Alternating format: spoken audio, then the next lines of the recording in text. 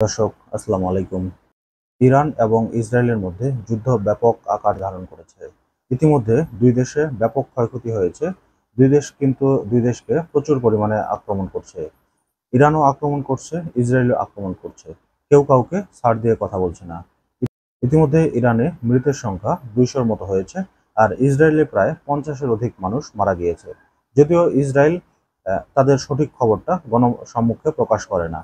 তবে ইসরায়েলে ব্যাপক তাণ্ডব চালিয়েছে ইরান, এবং তাদের দেশের জনগণ বলছে যে ইরান যে আক্রমণগুলো করেছে সেগুলো অনেক ভয়াবহ আক্রমণ করেছে।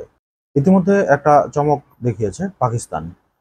কালবেলার খবর শিরোনামে বলা হয়েছে ইসরায়েলকে যে হুঁশিয়ারি দিল পাকিস্তান।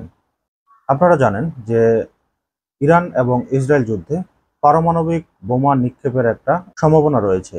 বিশেষ করে ইসরায়েল যদি সবকিছু সামাল দিতে না পারে, তাহলে কিন্তু তারা পারমাণবিক বোমার দিকে ধাবিত হবে বলে মনে করছে বিশেষজ্ঞরা।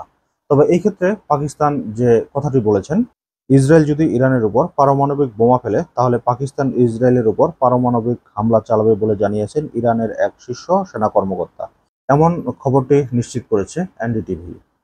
জেনারেল রেজারি বলেন, পাকিস্তান আমাদের আশ্বাস দিয়েছে, যদি ইসরায়েল ইরানে পারমাণবিক বোমা ফেলে তাহলে তারা ইসরায়েলের উপর হামলা চালাবে।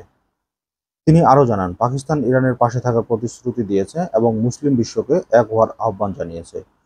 প্রসঙ্গরত ২০২৪ সালের শুরুতে ইরান ও পাকিস্তানের মধ্যে ক্ষেপণাস্ত্র হামলা পাল্টাপাল্টির পর এই কিছুটা খারাপ হলেও এখন দুদেশের মধ্যে ঘনিষ্ঠ সম্পর্ক আরও বেড়েছে বলে মনে হচ্ছে। রেজারি দাবি করেন, ইরানের কাছে কিছু গোপন শক্তি বা সামরিক সক্ষমতা রয়েছে যা এখনো প্রকাশ করা হয়নি। পাকিস্তানের পক্ষ থেকে এখনো আনুষ্ঠানিকভাবে পরমাণু অস্ত্র ব্যবহারের বিষয়ে কিছু বলা হয়নি, তবে তারা ইসরায়েলের বিরুদ্ধে ইরানকে সমর্থন জানিয়েছে। ইতিমধ্যে ডোনাল্ড ট্রাম্প দুই দেশের মধ্যে যুদ্ধ বন্ধের জন্য চেষ্টা চালাচ্ছে। কিছু কিছু জায়গায় শোনা যাচ্ছে যে আমেরিকানরাও এই যুদ্ধে অংশগ্রহণ করেছে। তো আসলে সবকিছু অপেক্ষা করে যে এই যুদ্ধ কতদিন দীর্ঘস্থায়ী হয়, এটা কিন্তু এখন দেখার অপেক্ষায়। পাকিস্তান কিন্তু ইতিমধ্যে ঘোষণা দিয়েছেন মুসলিম বিশ্ব যারা রয়েছে তাদেরকে সবাই একত্রিত হয়ে কাজ করার, এবং সবাইকে একত্রবদ্ধ হয়ে বহির্বিশ্বের বিরুদ্ধে দাঁড়ানোর। তো দর্শক, আজকের মতো এই পর্যন্তই। আল্লাহ হাফিজ।